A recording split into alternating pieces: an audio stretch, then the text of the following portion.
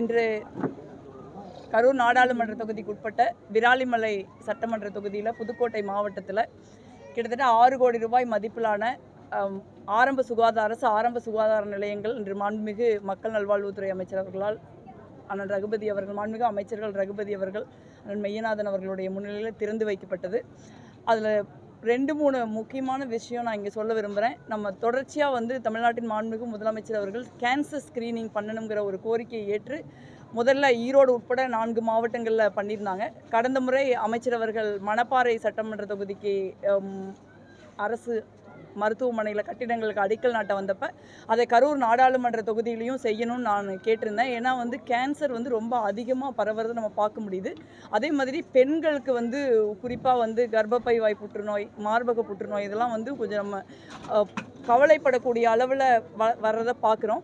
அதுக்காக கரூர் நாடாளுமன்ற தொகுதி முழுவதும் நீங்கள் கேன்சர் ஸ்க்ரீனிங் பண்ணணும்னு நான் கேட்டிருந்தேன். அதை மாண்புமிகு முதலமைச்சர் அவர்களுக்கான கவனத்திற்கு அமைச்சர் அவர்கள் எடுத்து சென்றிருந்தார்கள். அப்போ கரூர் நாடாளுமன்ற தொகுதி மட்டும் இல்லாமல் தமிழ்நாட்டினுடைய அனைத்து பகுதிகளிலையும் கேன்சர் ஸ்க்ரீனிங் பண்ணணும் அப்படிங்கிற ஒரு முடிவை தமிழ்நாடு அரசாங்கம் மாண்புமிகு முதலமைச்சர் அவர்கள் எடுத்து இன்று அதற்கான திட்ட மதிப்பீடு தயாரிக்கப்படுகிறது அப்படிங்கிற ஒரு மகிழ்ச்சியான செய்தியை மக்கள் நல்வாழ்வுத்துறை அமைச்சர் அவர்கள் இங்கே தெரிவித்தார்கள். அதற்காக அவருக்கு மனமார்ந்த நன்றியை தெரிவித்துக் கொள்கிறேன். ஏன்னா இது ஒரு தமிழ்நாட்டின் மக்கள் நல்வாழ்வுத்துறை வரலாற்றில், இந்தியாவுடைய மக்கள் நல்வாழ்வுத்துறை வரலாற்றில் இது ஒரு முக்கியமான மைல்கல் நான் நினைக்கிறேன். ஒரு மாநிலம், அந்த மாநிலத்தில் முழுக்க இருக்கிற 18 வயதிற்கு மேற்பட்டவர்களை கேன்சர் ஸ்க்ரீனிங் பண்ணணும்னு எடுத்த முடிவு ரொம்ப முக்கியமானதுன்னு நான் நினைக்கிறேன். அதற்காக அவருக்கு என்ன நன்றியை தெரிவித்துக் கொள்ள விரும்புகிறேன். அதேபோல் கரூர் நாடாளுமன்ற தொகுதிக்குட்பட்ட விராலிமலை சட்டமன்ற தொகுதியில் இன்று 1,60,00,000 மதிப்பிலான ஆரம்ப சுகாதார நிலைய கட்டிடங்கள் திறந்து வைக்கப்பட்டிருக்கிறது. அதற்காகவும் அவருக்கு நன்றியை தெரிவித்துக் கொள்கிறேன்.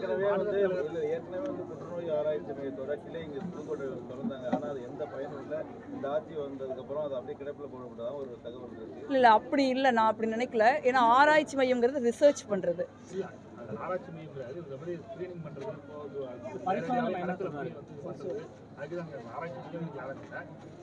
களத்தில் போய் இது பண்ணுறதுக்கு அவங்களுக்கு அது ஸ்க்ரீனிங் போடணும். நீங்கள் இப்போ மக்களை தேடி மருத்துவம் மாதிரி தான் அப்படி அது என்ன நான் பார்க்க சொல்கிறேன். ஆனால் எனக்கு தெரிஞ்சு இப்போ எங்கள் பக்கத்து மாவட்டத்தில் ஈரோட்டில் இருக்குது. இப்போ மக்கள் நல்வாழ்வுத்துறை அவர்களும் படித்தாங்க. கிட்டத்தட்ட 13 லட்சம் பேருக்கு இன்விடேஷன்ஸ் அனுப்பி அதில் 8 லட்சம் பேர் பார்த்ததில் 107 பேருக்கு இருந்தது கண்டுபிடிக்கப்பட்டிருக்குதுன்னு. அந்த மாதிரி டீஃபங்க் ஆகிருக்கு வாய்ப்பில்லை. அப்படி இருந்தால் நம்ம அதை அவங்க கவனத்துக்கு கொண்டு போய் பண்ண சொல்லலாம். சுகாதாரத்தில் சரியாக செயல்படுதுன்னு நினைக்கிறீங்களா? இப்போ 16 மெடிக்கல் காலேஜில் டிஎன் இல்லை, கிட்டத்தட்ட 2000 மருத்துவ பணியிடங்கள் வேகண்டாக இருக்குது. புதிய மருத்துவர் தேர்வு ஒன்றும் நடத்தலை. ஒரு 10,000 செவிலியர் பணியிடங்கள் பற்றாக்குறையாக இருக்குது. அப்படி இருக்கும்போது மக்களுக்கான மருத்துவம் அப்படின்னு சரியாக கொடுக்க இல்லை. மக்களுக்கான மருத்துவத்திற்கு அந்த ஸ்கீமுக்கு முறைப்படி எல்லாருமே நியமிக்கப்பட்டிருக்கிறாங்க. நானும் பல்வேறு இடங்களில் நான் தொடர்ச்சியாக தொகுதிக்குள்ளே போகிறப்ப அவர்களோட பேசுகிறேன். ஏன்னா இந்த கேன்சர் இஷ்யூவில் இல்லை மொத்தமாக சொல்கிறேன். அதனால் எனக்கு அதில் ஒரு தனிப்பட்ட முறையில் எனக்கு அதில் ஒரு இன்ட்ரெஸ்ட் இருக்குது. அதனால் நான் தொடர்ச்சியாக அவங்கள சந்திக்கிறேன்.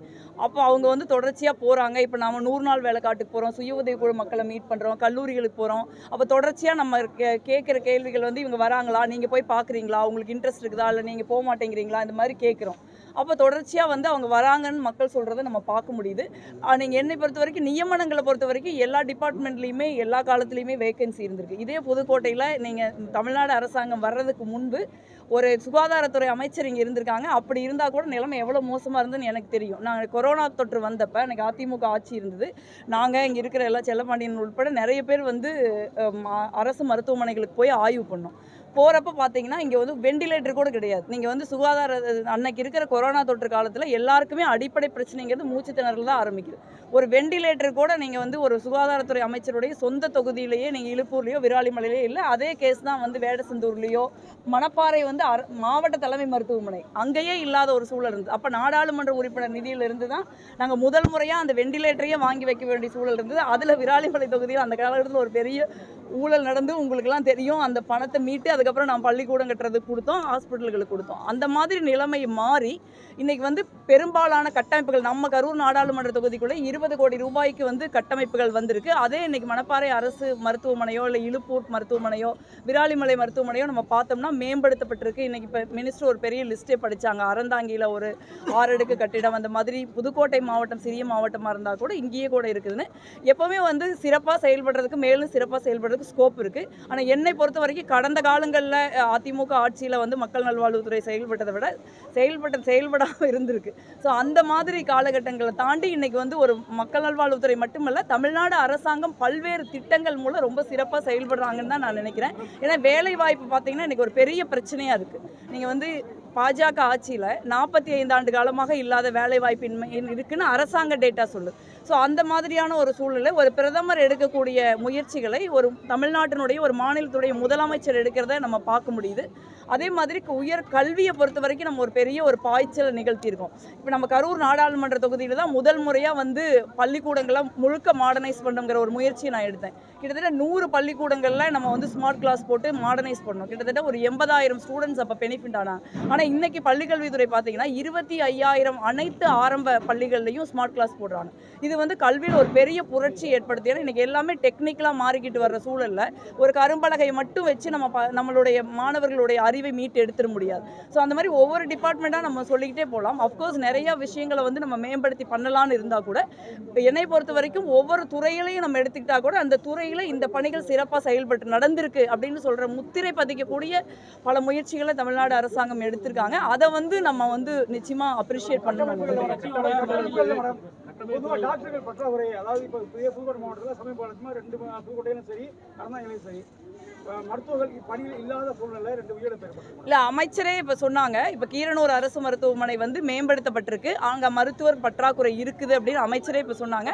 அந்த பணியில் இருந்து வராதனால இல்லை, அது அந்த மாதிரி சில இடங்கள் எனக்கு முந்தானத்து கூட ஒரு கம்ப்ளைண்ட் வந்தது. நாங்கள் பிரசவத்துக்கு கூட்டிகிட்டு போயிருக்கோம், அங்கே வந்து அன்னைக்கு ஆஃப் டே வரலன்னு, அந்த மாதிரி ஒரு சில இடங்கள் இருக்குது. அப்படி இருந்தால் நீங்கள் ஊடகவியலாளர்களோ மக்களோ கவனத்துக்கு கொண்டு வந்து அதை உடனே நம்ம சரி செய்யணும்.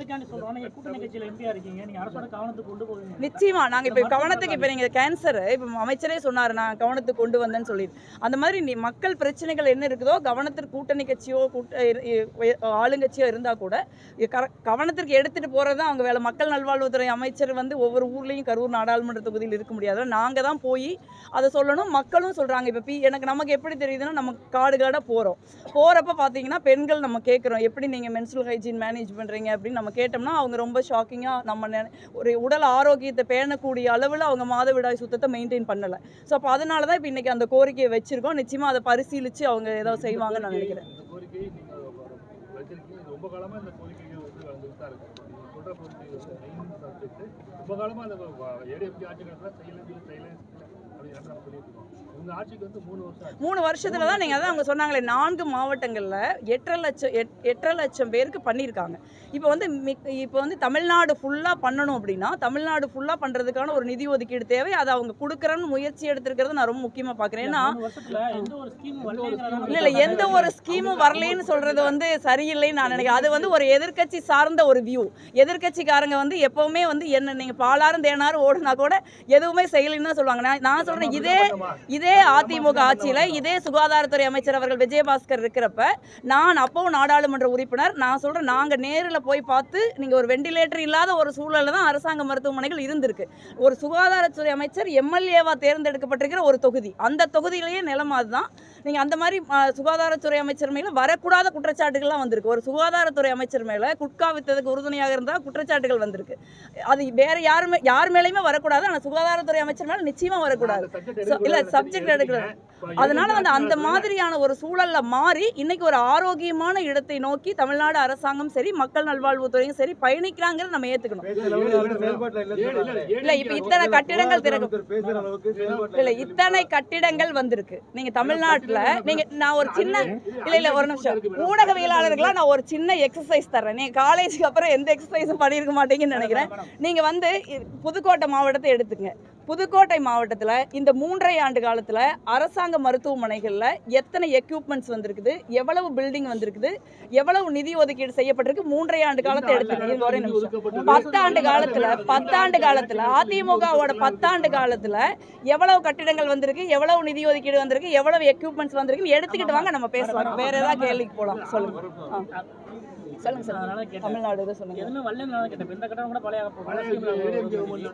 இதெல்லாம் எங்க நம்புற மாதிரியா இருக்கு? ஏடிஎம்கே பீரியட்ல 3.5 வருஷம் கழிச்சு கட்டிக்கிறோம். ஏடிஎம்கே பீரியட்ல ஒன்றும் வரலைங்கிறதுனால தான் ஆட்சி மாறிச்சு. அந்த நிலைமை மாற்றி தான் இன்னைக்கு இவங்க பண்ணிக்கிறோம். ஏடிஎம்கே பீரியட்ல என்ன இல்லைங்கிறதுக்கு நான் சாட்சி. நாங்கள் வெண்டிலேட்டர் கொடுத்த நாடாளுமன்ற உறுப்பினர் தொகுதி மேம்பாட்டு நிதியிலிருந்து கொடுக்கப்பட்ட வெண்டிலேட்டர் தான் விராலிமலையில் முதல் வெண்டிலேட்டர். அதை கூட ஒழுங்காக வாங்காமல் ஒரு ஊழல் பண்ணி ஒரு மொபைல் வெண்டிலேட்டர் வாங்கி வச்சுட்டாங்க. மணப்பாறையில் வேடசந்தூரில் நான் பார்த்துட்டு வந்து ஏன் அங்கே நாங்கள் கொடுத்து 12 லட்ச ரூபாய்க்கு வெண்டிலேட்டர் இருக்குது, இங்கே ஏன் ஒரு பெட்டி இருக்குதுன்னு கேட்டதுக்கப்புறம் நீங்கள் பெரிய பிரச்சனையாகி அதுக்கப்புறம் எங்களுக்கு அந்த பணத்தை மீட்டு கொடுக்க சொல்லி நான் போராடி நாடாளுமன்ற உறுப்பினர் நிதியை வாங்கியிருக்கேன். ஸோ அதனால் வந்து நீங்கள் ஆட்சி உங்களுக்கு வந்து தேவையான உங்களுக்கு ஒரு ஒப்பீனியன் இருக்கலாம், ஐ ரெஸ்பெக்ட். ஆனால் உண்மைங்கிறது உங்களுடைய ஒப்பீனியன்ல இருந்து வேறுபட்டதுங்கிறது நான் சொல்றேன். தகுதி நீக்கம் செய்யணும்னு சொல்லி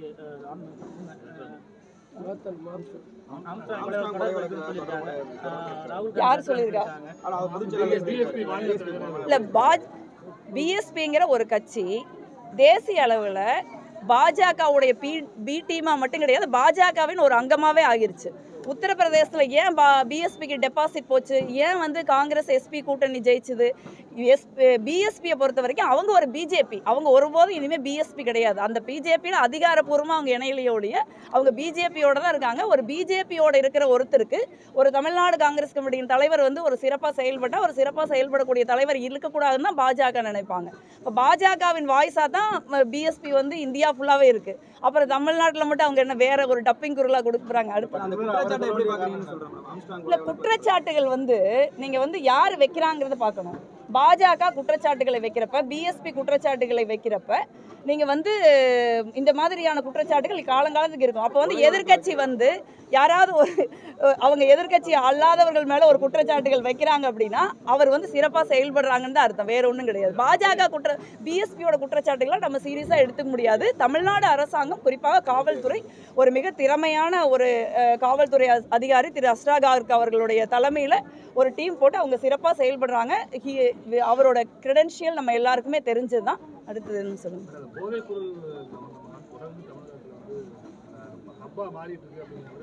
தமிழ்நாட்டில் அல்ல, நான் சொல்றேன், அது ஆக்சுவலி பேச வேண்டிய குற்றச்சாட்டு. தமிழ்நாடு எக்ஸ்ட்ரீம் லெவலுக்கு போல இந்திய நான் சொல்றேன், அவங்க தமிழ்நாடு ஜட்ஜஸ்ங்கிறதுனால அதை சொல்லலாம்.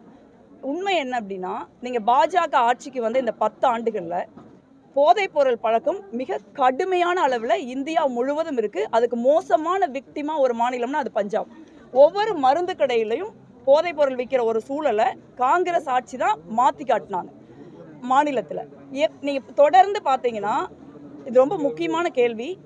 அதானிக்கு கொடுக்கப்பட்டிருக்கிற, அதுவும் முறை தவறி கொடுக்கப்பட்டிருக்கிற நீங்கள் குஜராத்தில் இருக்கிற போர்ட்டில் தான் எல்லா போதைப் பொருட்களும் தொடர்ந்து பிடிக்கப்படுது. சமீபத்தில் நம்மளுடைய தமிழகத்தைச் சேர்ந்த ஊடகவியலாளர் சத்தியம் டிவியோட அரவிந்த் அக்ஷன் அவர்கள் ஒரு முக்கியமான ரிவீலியேஷனை வந்து ஆர்டிஐ மூலமாக கொண்டு வந்தார்.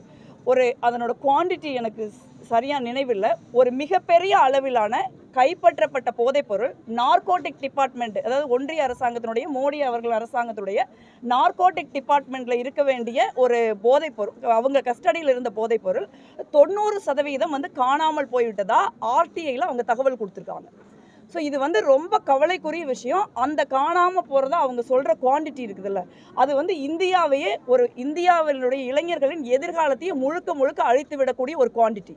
ஸோ அந்த குவான்டிட்டி குஜராத் வழியாக பல்வேறு மாநிலங்களில் வந்திருக்கு. அது வந்து தமிழ்நாட்டிலும் இருக்குது, நம்ம இல்லைன்னு சொல்ல முடியாது. ஸோ அந்த குவான்டிட்டி மிஸ் ஆனதை பற்றி இவ்வளவு ஒரு பெரிய பிரச்சனை இருந்தால் கூட இன்னைக்கு வரைக்கும் ஒன்றிய அரசாங்கம் அதை வந்து மௌனம் காக்குது. ஏன் வந்து ஒரு போதைப்பொருள் அது அவ்வளோ பெரிய ஒரு நாட்டையே பாதிக்கக்கூடிய ஒரு விஷயம் உங்களுடைய மோடி அரசாங்கத்தினுடைய கட்டுப்பாட்டில் இருக்கிறப்ப அது காணாமல் போயிருக்குது அப்படின்னா ஏன் அதன் மேலே மோடி அரசாங்கம் நடவடிக்கை எடுக்காமல் இருக்காங்க நம்ம கேட்க வேண்டிய கேள்வி. ஏன்னா இது தமிழ்நாட்டை மட்டுமல்ல இந்தியா முழுக்கவே கடுமையான பாதிப்புகளை ஏற்படுத்தியிருக்கு. தமிழ்நாட்டை விட நிறைய மாநிலங்கள் பாதிக்கப்பட்டிருக்கு. என்னை பொறுத்த வரைக்கும் ஒரு மாநிலத்தில் ஒரு இளைஞர் பாதிக்கப்பட்டால் கூட அது ரொம்ப தப்புன்னு நான் நினைக்கிறேன். அதனால் இது வந்து ஒரு தேசிய அளவில் கையாளப்பட வேண்டிய பிரச்சனை. ஏன்னா தமிழ்நாட்டில் உற்பத்தி பண்ணி தமிழ்நாட்டில் வரல. இது வந்து அதானி கட்டுப்பாட்டில் இருக்கிற குஜராத்தில் இருக்கிற துறைமுகத்தில் இருந்து தான் தொடர்ந்து இந்த போதைப்பொருள் பிரச்சனை பல்வேறு அளவில் வந்துக்கிட்டே இருக்குது. இது வந்து ரொம்ப கடினமாக ஒன்றிய அரசாங்கம் எடுக்க வேண்டிய ஒரு முடிவு.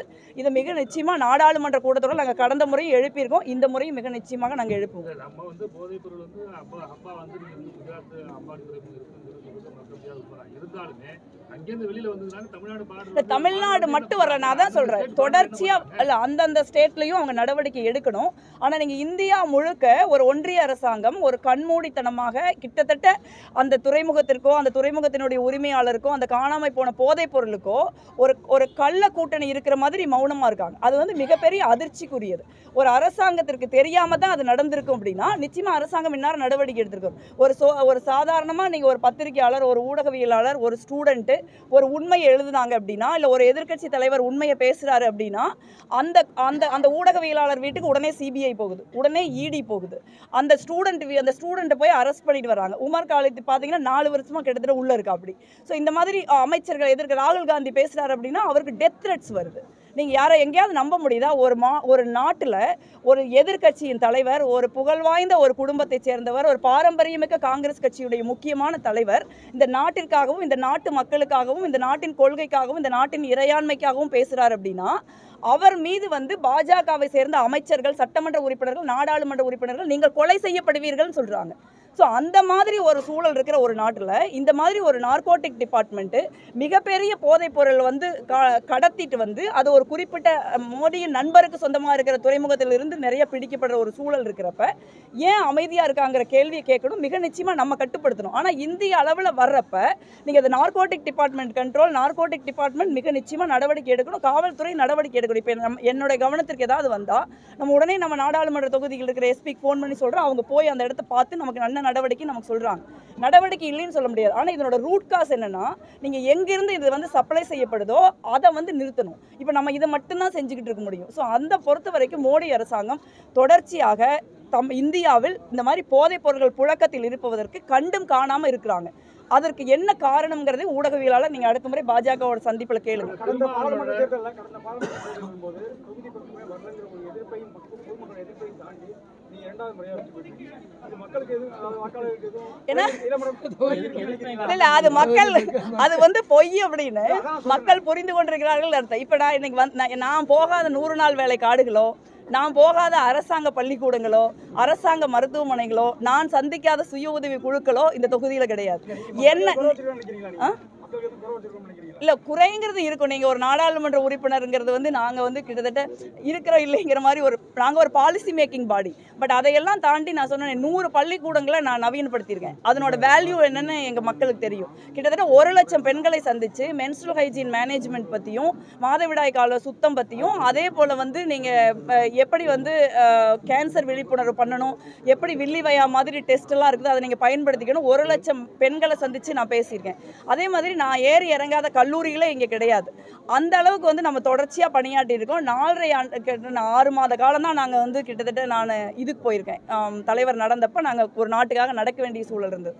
அதுவும் என்ன அளவுக்கு வந்து கரூர் நாடாளுமன்ற தொகுதிக்குள்ள மக்களுக்கு அறிமுகமான, மக்களுக்கு பிடித்த ஒரு நாடாளுமன்ற உறுப்பினர் இந்த தொகுதியில் இன்னும் இருந்ததே கிடையாது. ஸோ அதனால் எவ்வளவு பொய்களை சொன்னாலும், எவ்வளவு பணத்தை எனக்கு எதிராக செலவு பண்ணி 1 வருஷத்துக்கு முன்னே செலவு பண்ண ஆரம்பிச்சிட்டாங்க பாஜகவும் அதிமுகவும். அப்படி இருந்தாலும் மக்கள் வந்து உண்மையை என்னன்னு மக்களுக்கு தெரியும். மக்கள் வந்து நம்மளோட இருக்கிறவங்களை வந்து நம்ம ஆதரிக்கணும்னு நினைப்பாங்க. அப்படி ஆதரிச்சிருக்காங்க. அதே மாதிரி கூட்டணி கட்சியை சேர்ந்தவர்களும் கடுமையாக எல்லாம் வேலை செஞ்சுருக்காங்கன்னு நான் நினைக்கிறேன். அப்புறம் தலைவர் ராகுல் காந்தி அவர்களுக்கு, முதலமைச்சர்களுடைய ஆட்சிக்குன்னு எல்லாத்துக்குமான ஒரு வெர்டிக்டாக தான் அதை ஏற்கனவே சொல்லிட்டு நான் சொல்கிறேன். உங்களுடைய தலைவர் வந்து சொல்றாரு அது வந்து அரசியல் கலந்த மாநாடா இல்லை மது ஒழிப்பு மாநாடா? இல்லை, அரசியல் வேற மது வேறன்னு ஒன்றும் கிடையாதுங்க. அரசியல்ங்கிறது எல்லாத்தையும் உள்ளடக்கி தான். நீங்கள் ஒரு அரிசி சாப்பிட்டீங்கன்னா அதில் அரசியல் இருக்குது. நீங்கள் ஒரு தண்ணி குடிச்சிங்கன்னா அதில் ஒரு அரசியல் இருக்குது. அரசியல்னா எல்லாமே. அரசியலுக்கு வெளியில் ஏதாவது இருக்குது அப்படின்னு நம்ம சொன்னோம்னா அது நம்ம அரசியலை பற்றி தப்பாக புரிஞ்சுக்கிறோம்னு அர்த்தம். என்னை பொறுத்த வரைக்கும் அண்ணன் திருமாவளவன் அவர்கள் முன்னெடுத்திருக்கிற மது ஒழிப்பு மாநாடுங்கிறது வந்து ஒரு நல்ல முயற்சின்னு தான் நான் நினைக்கிறேன். ஏன்னா ஒரு பொதுவாகவே வந்து ஒரு மது, போதைப் பொருட்கள் இதுக்கான பழக்கம் வந்து இந்தியாவில் வந்து ரொம்ப அதிகரிச்சுட்டு வருது. அப்போ வந்து ஒரு அரசியல் கட்சி அதை வந்து ஒரு முயற்சியாக முன்னெடுத்து ஒரு சமூகத்தில் அதை ஒரு விவாதமாக ஆக்கி முதலமைச்சர் உட்பட அனைவரையும் சந்தித்து அதற்கு ஒரு கருத்தை திரட்டி அதை பண்ணுறது ஒரு நல்ல விஷயம் தான் நான் நினைக்கிறேன். இதில் ஒன்றும் நம்ம அரசியலில் பார்க்க வேண்டியதில்லை. திமுக கூட்டணி கட்சியில் இருக்காரு. இப்போ திமுகவுக்கு வந்து மது ஒழிப்புல வந்து ஆர்வம் இல்லை அப்படின்னு அவங்க ஒரு முன்னெடுத்து தானே இந்த மாதிரி மாநாடு நடத்துறாரு. அப்படி எப்படி நீங்க சொல்ல முடியும்? திமுக தான் வந்து முதல்ல அவங்க தேர்தல் அறிக்கையில மதுக்கடைகளை மூடுவோம்னு அன்னைக்கு திமுக சொன்னே திமுக தேர்தலில் வெல்ல முடியல. இல்லை, என்னை பொறுத்த வரைக்கும் மதுக்கடைகளை பொறுத்த வரைக்கும் நீங்க வந்து ஒரு அரசாங்கமா இருக்கிறதுக்கும் ஒரு அரசியல் கட்சியா இருக்கிறதுக்கும் நிறைய வித்தியாசம் இருக்கு. ஒரு அரசியல் கட்சியா திமுக வந்து ஒரு மது ஒழிப்பு மாநாட்டிற்கு தங்களுடைய பிரதிநிதிகளை அனுப்புறாங்க அப்படின்னாலே ஆளுங்கட்சியா இருந்தா கூட அவங்க அதை செய்யறாங்க.